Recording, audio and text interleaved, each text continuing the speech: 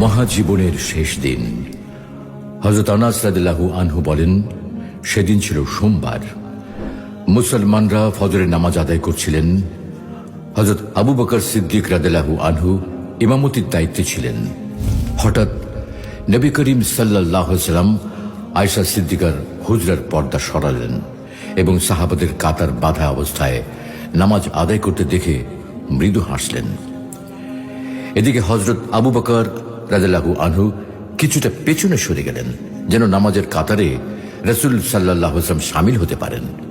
তিনি ভেবেছিলেন রাসূল সাল্লাল্লাহু আলাইহি ওয়াসাল্লাম শামিল হতে পারবেন এবং হয়তো নামাজে আসতে চান। হযরত আনাস রাদিয়াল্লাহু আনহু বলেন, হঠাৎ করে নবী করিম সাল্লাল্লাহু আলাইহি ওয়াসাল্লামকে দেখে সাহাবারা এত আনন্দিত হলেন যে নামাজের মধ্যেই ফিতনায় পড়ে যাওয়ার মতো অবস্থা হলো। অর্থাৎ তারা নামাজ ছেড়ে দিয়ে নবী করিম সাল্লাল্লাহু আলাইহি ওয়াসাল্লামের শারীরিক অবস্থার খবর নিতে চাচ্ছিলেন। কিন্তু রাসূল সাল্লাল্লাহু আলাইহি ওয়াসাল্লাম হাত দিয়ে সাহাবীদের ইশারা করলেন তারা যেন নামাজ পুরা করে। এরপর নবী করিম সাল্লাল্লাহু আলাইহি ওয়াসাল্লাম হুজরার ভেতর চলে গিয়ে পর্দা ফেলে দিলেন। তারপর নবী করিম সাল্লাল্লাহু আলাইহি ওয়াসাল্লামের উপর অন্য কোনো নামাজের সময় আসেনি। দিনের শুরুতে চাশতের নামাজের সময় রাসূল সাল্লাল্লাহু আলাইহি ওয়াসাল্লাম তার প্রিয় কন্যা হযরত ফাতেমাকে কাছে ডেকে কানে কানে কিছু কথা বললেন। তা শুনে ফাতেমাতুজ জোহরা রাদিয়াল্লাহু আনহা কাঁদতে লাগলেন। এরপর নবী করিম সাল্লাল্লাহু আলাইহি ওয়াসাল্লাম পুনরায় ফাতেমার কানে কিছু কথা বললেন। এবার ফাতেমা রাদিয়াল্লাহু আনহা হাসতে লাগলেন। হযরত আয়েশা সিদ্দিকা রাদিয়াল্লাহু আনহা বলেন, পরবর্তী সময় আমি হযরত ফাতেমা রাদিয়াল্লাহু আনহাকে তার কান্না ও হাসির কারণ জিজ্ঞাসা করলে তিনি বললেন, প্রথমবার নবী করিম সাল্লাল্লাহু আলাইহি ওয়াসাল্লাম আমাকে বললেন এ রোগেই আমার মৃত্যু হবে।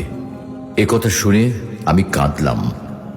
এরপর তিনি আমাকে কানে কানে বললেন, আমার পরিবার পরিজনের মধ্যে সর্বপ্রথম তুমি আমার অনুসারী হয়ে পরলোকে যাবে। এ কথা শুনে আমি হাসলাম। নবী করিম সাল্লাল্লাহু আলাইহি ওয়াসাল্লাম এই তীব্র যন্ত্রণা নিয়েই হযরত ফাতেমা রাদিয়াল্লাহু আনহাকে সুসংবাদ দিলেন যে তিনিই হলেন বিশ্বের সকল মহিলাদের সর্দার। সে সময় রাসূল সাল্লাল্লাহু আলাইহি ওয়াসাল্লামের যন্ত্রণার তীব্রতা দেখে ফাতেমা রাদিয়াল্লাহু আনহা হঠাৎ বলে ফেলেন, হায় আব্বাজানের কষ্ট। এ কথা শুনে নবী করিম সাল্লাল্লাহু আলাইহি ওয়াসাল্লাম বললেন, তোমার আব্বার আজকের পর আর কোনো কষ্ট নেই। কোন কোন বর্ণনা থেকে জানা যায় যে উল্লেখিত আলোচনা এবং সুসংবাদ দেওয়ার এই ঘটনা নবী জীবনের শেষ দিনে নয়, বরং শেষ সপ্তাহে ঘটেছিল। নবী করিম সাল্লাল্লাহু আলাইহি ওয়াসাল্লাম হাসান ও হুসেনকে ডেকে চুম্বন করলেন এবং তাদের ব্যাপারে কল্যাণের ওসিয়ত করলেন। সহধর্মিণীদের ডাকলেন এবং তাদেরকেও ওয়াজ নসিহত করলেন। এদিকে কষ্ট ক্রমেই বাড়ছিল, বিষের প্রভাবও প্রকাশ পাচ্ছিল। খায়বারে তাকে এ বিষ খাওয়ানো হয়েছিল। নবী করিম সাল্লাল্লাহু আলাইহি ওয়াসাল্লাম হযরত আয়েশা রাদিয়াল্লাহু আনহাকে বলতেন, হে আয়েশা, খায়বারে আমি যে বিষ মিশ্রিত খাবার খেয়েছিলাম তার প্রতিক্রিয়ার কষ্ট সব সময় অনুভব করছি।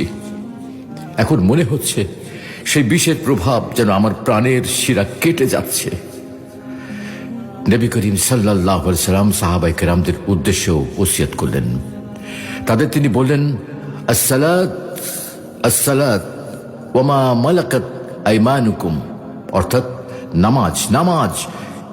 মৃত্যুকালীন অবস্থা, ওফাতকালীন অবস্থা শুরু হলো। আয়েশা সিদ্দিকা রাদিয়াল্লাহু আনহা নবী করিম সাল্লাল্লাহু আলাইহি ওয়াসাল্লামকে দেহে ঠেস দিয়ে ধরে রাখলেন।